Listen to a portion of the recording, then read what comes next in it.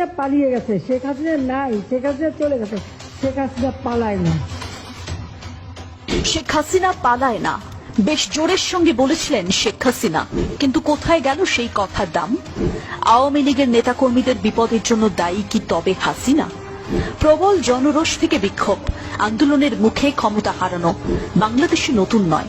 Jail খেটেছেন বাংলাদেশের বহু শাসক, কিন্তু দেশ ছেড়েছেন শেখ হাসিনা। তিনি হঠাৎ কেন উল্টো নিয়মে হাঁটলেন? তবে কি নেত্রীর মন নয়, জীবনের মায়াই বড়? বঙ্গবন্ধু কন্যা বলে কথা, তাকে কি এটা আদৌ মানায়? সমালোচক মহলে ঝুড়ি ঝুড়ি প্রশ্ন। দেশ আর ক্ষমতা, তাকে দুটোই ছেড়ে পালাতে হলো। খালেদা জিয়া কিংবা এরশাদ, এনারাও তো রাজনৈতিক ব্যক্তিত্ব। ক্ষমতা হারিয়ে দীর্ঘদিন কাটিয়েছেন জেলের চার দেওয়ালে, কিন্তু পালিয়েছেন কি? তাহলে কি হাসিনা বাস্তবের মুখোমুখি হতে ভয় পেয়েছিলেন? তাকে দেখে কি শিখবে অন্যান্য নেতাকর্মীরা? এক কথায় বিপর্যস্ত আওয়ামী লীগ, তাদের মন ভেঙে চুরমার। শীর্ষ নেত্রী যখন পালান, তখন সেই দলের আর কি বা অবশিষ্ট থাকে? আগামীতে বাংলাদেশের রাজনীতিতে আওয়ামী লীগের ফিরে আসার চান্স কতটা? আদৌ কোনো রাস্তা খোলা আছে, নাকি সমস্ত রাস্তা শেখ হাসিনা নিজের হাতে বন্ধ করে দিয়েছেন? বিগত 15 বছর ধরে একটা দেশে যে রাজনৈতিক দল এতটা সক্রিয় ছিল, সেই রাজনৈতিক দল নিয়ে কিনা এতগুলো প্রশ্ন। ভাবতে পারছেন দায়ী কে? আপনি কাকে দায়ী করবেন? শেখ হাসিনার ভুল স্ট্র্যাটেজি, নাকি দেশ ছেড়ে চলে যাওয়াটাই অন্যতম কারণ? শেখ হাসিনা যদি দেশে থাকতেন, তাহলে তার ভবিষ্যৎ কি হতো? বলা ভালো, আওয়ামী লীগের ভবিষ্যৎটা ঠিক কেমন হতো?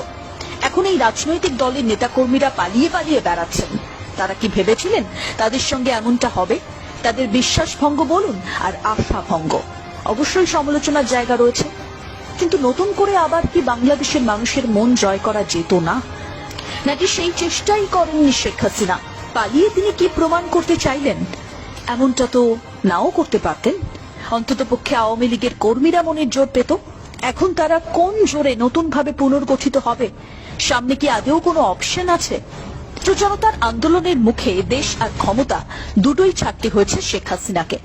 গত 15 বছর ধরে যে আওয়ামী লীগ সরকার বাংলাদেশে শাসন করেছিল, সেই সময় হওয়া সমস্ত অন্যায়ের এখন বিচার চাইছে বাংলাদেশের মানুষ। আর ওদিকে পালিয়ে বেড়াচ্ছে আওয়ামী লীগ কর্মীরা। অনেকেই গ্রেফতার হয়েছেন, অনেকেই নানা নির্যাতনের শিকার হয়েছেন। অনেকেই এটা ভেবে পাচ্ছেন না, এতদিন যে হাসিনা নিজেকে শক্তিশালী ভাবতেন, তার সাম্রাজ্য হঠাৎ এভাবে ভেঙে পড়ল কেন? রাজনৈতিক ক্ষেত্রে এমন উত্থান পতন চেনা ছবি, কিন্তু সেখান থেকে ফিরে আসার পথ খোলা রাখতে হয়। কিন্তু আওয়ামী লীগ কর্মীরা কোন মনের জোরে আর ফিরবেন বলুন তো? এতদিন আওয়ামী লীগ তার সমস্ত সহযোগী সংগঠন, ছাত্রলীগ, যুবলীগের যে সমস্ত নেতারা প্রতাপের সঙ্গে কথা বলতেন, এখন তাদের খুঁজে পাওয়া যাচ্ছে না। ওদিকে ছাত্র জনতার দাবি, নতুন করে বাংলাদেশ স্বাধীন হয়েছে। শেখ হাসিনা কিন্তু বলেছিলেন 1975 সালের পর 6 বছর তিনি দেশে ফিরতে পারেননি, কিন্তু যখনই সুযোগ পেয়েছেন ফিরে এসেছেন। তাহলে কি তিনি আবার দেশে ফিরে আসবেন? কিন্তু তখনকার দেশে ফেরাটা, এখনকার দেশে ফেরাটা, এর মধ্যে তো আকাশ পাতাল পার্থক্য। এখন কিছুটা লজ্জা জড়িয়ে। এটা নিশ্চয়ই বুঝতে পারছেন, শেখ হাসিনার দেশ ছাড়ার ঘটনায় আওয়ামী লীগ একদম বিপর্যস্ত। শেখ হাসিনার বিরুদ্ধে একগুচ্ছ অভিযোগ। তার বিগত 15 বছরের শাসন আমলে নীতি, কৌশল, কাজ কিংবা দৃষ্টিভঙ্গি সব দিক থেকেই তার সঙ্গে থাকা ব্যক্তিদের প্রতি সদয় ছিলেন, আর বাকিদের অধিকারী ছিল না। সমালোচকরা বলছেন, সবাইকে তিনি দেশের দ্বিতীয় শ্রেণীর নাগরিকে পরিণত করেছেন। অসংখ্য মানুষকে গুম করেছেন, গুম থেকে অনেকেই ফেরত আসেননি। জনরোষের মুখে শুধু পরিবারের সদস্যদের নিয়ে শেখ হাসিনার দেশ ছাড়ার ঘটনা মানতে পারছেন না আওয়ামী লীগের শীর্ষ পর্যায়ে নেতা মন্ত্রীরা। তাদের একটাই দাবি, তিনি দেশ ছেড়ে যদি যাবেনই, তাহলে শেষ মুহূর্তে দলের নেতাকর্মীদের, আন্দোলনকারীদের মুখোমুখি দাঁড় করালেন কেন? কেন আওয়ামী লীগের নেতাকর্মীদের একটা রিস্ক জোনের মধ্যে রেখে দিয়ে দেশ ছাড়লেন? প্রশ্ন উঠছে, শেখ হাসিনা জীবনের মায়ায় নিজের দেশ ছেড়ে পালিয়ে গেলেন, আর প্রাণহানির আশঙ্কার মধ্যে রেখে গেলেন আওয়ামী লীগের লক্ষ লক্ষ নেতাকর্মীদের। এই একটা পদক্ষেপে তিনি হারিয়ে ফেললেন লক্ষ লক্ষ কর্মীর আনুগত্য। তাহলে কি তিনি তার জীবদ্দশাতেই এই পার্টিকে শেষ করে দিলেন? তার ক্ষমতার উপর ভর করে যে গোষ্ঠী তৈরি হয়েছে, তাকে তো ডোবালেন। সুপরামর্শ দেওয়ার সুযোগ পর্যন্ত পেলেন না। যদি বলেন শেখ হাসিনার কারণেই আওয়ামী লীগের পুনরায় রাজনীতিতে সক্রিয়ভাবে ফেরাটা দুরূহ, তাহলে কি খুব ভুল বলা হবে? বর্তমানে বাংলাদেশের মানুষের জনগণের যে মানসিকতা, তারা কি আর আওয়ামী লীগকে ভালোভাবে মেনে নেবে? তারা তো আওয়ামী লীগ কর্মীদের বিরুদ্ধে ক্ষেপে রয়েছে।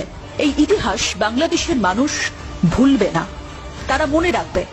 পরবর্তীকালে যখন আওয়ামী লীগের রাজনীতিতে ফেরার প্রসঙ্গ আসবে, নির্বাচনের প্রসঙ্গ আসবে, তখন কি মানুষ ইতিহাস স্মরণ করবে না? সোজা কথায় বলতে পারেন, আওয়ামী লীগের যে ইমেজটা ছিল, সেই ইমেজ শেখ হাসিনা নিজের হাতে ভাঙলেন, এমনটাই মনে করছেন বহু রাজনৈতিক বিশ্লেষক। কিন্তু কেন এমন পরিণতি? কেনই বা আওয়ামী লীগের ভবিষ্যৎ নিয়ে এত প্রশ্ন?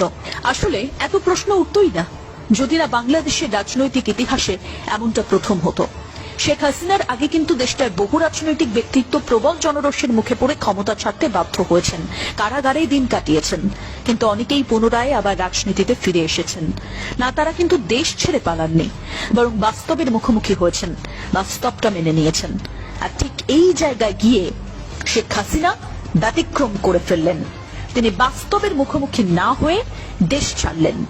যেদিন তিনি বাংলাদেশ ছাড়ছিলেন, তার একটা ভিডিও ভাইরাল হয়েছিল, নিশ্চয়ই দেখেছিলেন। হেলিকপ্টারে ওঠার সময় তার ঠিক কেমন ব্যস্ততা ছিল? এই পরিস্থিতি বিশ্লেষণ করে বিবেচনা করে আওয়ামী লীগের নেতাকর্মীরা কি আদৌ মনের জোর পাবেন? স্বাধীন বাংলাদেশের জন আন্দোলন তো আর নতুন নয়, যার মধ্যে এরশাদকে উৎখাত ছিল অন্যতম। কিন্তু সেই সেনা স্বৈরশাসক এরশাদও ক্ষমতা হারানোর মুখে দেশ ছাড়েননি। সেই সময় তার শাসনের বিরুদ্ধে উত্তাল আন্দোলনের নেতৃত্ব দিয়েছিলেন দুই নারী, এক শেখ হাসিনা, দুই খালেদা জিয়া। এরশাদ ক্ষমতা হারালে জেলে পাঠানো হয়েছিল। দীর্ঘ কারাবাসের পর তিনি পুনরায় মূলধারার রাজনীতিতে সামিল হয়েছিলেন। পালিয়েছিলেন কি? একইভাবে জন আন্দোলনের মুখোমুখি হতে হয়েছিল খালেদা জিয়াকে। 2007 সালে হাসিনার নেতৃত্বেই কিন্তু উত্তাল হয়ে উঠেছিল জন আন্দোলন। তখন তত্ত্বাবধায়ক সরকারের হাতে ক্ষমতা হস্তান্তরে বাধ্য হয়েছিলেন খালেদা। না, তখন তিনি দেশ ছাড়েননি, বরং সেই সময় দুর্নীতির দায়ে অভিযুক্ত হন। এমনকি তিনি দীর্ঘদিন কারাবাসে ছিলেন। এই জায়গা থেকেই তো বারংবার শেখ হাসিনাকে ব্যতিক্রম বলা হচ্ছে। যেখানে তিনি বঙ্গবন্ধুর মেয়ে বলে কথা, বাংলাদেশের স্বাধীনতার ইতিহাসে বঙ্গবন্ধুর অবদান অস্বীকার করার বিন্দুমাত্র জায়গা নেই। আর যখন প্রসঙ্গ উঠছে মুজিব কন্যাকে নিয়ে, তখন তো মানুষ প্রশ্ন তুলবেই। আর বাবার হাতে তৈরি দেশ থেকে তিনি কয়েক ঘন্টার নোটিসে পালাতে বাধ্য হয়েছেন। বিগত বাংলাদেশের রাজনৈতিক ব্যক্তিত্ব যারা ক্ষমতা হারিয়েছেন ও পুনরায় রাজনীতিতে ফিরেছেন, তাদের ভবিষ্যৎ নিয়ে কিন্তু এখন প্রশ্ন উঠছে না, যতটা প্রশ্ন উঠছে শেখ হাসিনার ভবিষ্যৎ নিয়ে। তার কূটনৈতিক পাসপোর্ট বাতিল, তিনি আদৌ ভারতে থাকতে পারবেন কিনা, তার নতুন গন্তব্য কি হবে, সত্যি জানা নেই। আর যদি বাংলাদেশে ফেরেন, সেখানে তো তার জন্য কঠিন বিচার অপেক্ষা করছে। এক গুচ্ছ মামলা জারি হয়েছে। এই জায়গায় দাঁড়িয়ে আওয়ামী লীগকে নতুন করে পুনর্গঠিত করা কি মুখের কথা?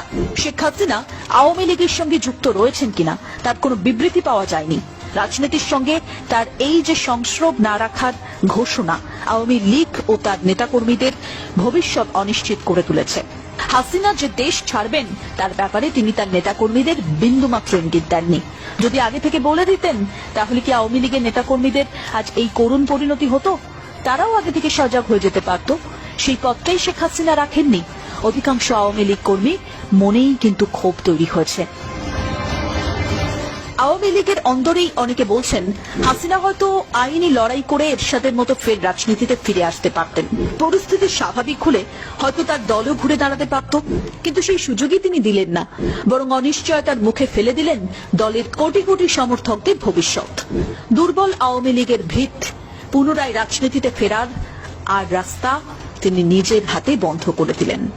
তেমনি আওয়ামী লীগকে নতুন করে রাজনীতির ময়দানে ফিরে আসার সম্ভাবনাকেও গলা টিপে মেরে ফেললেন।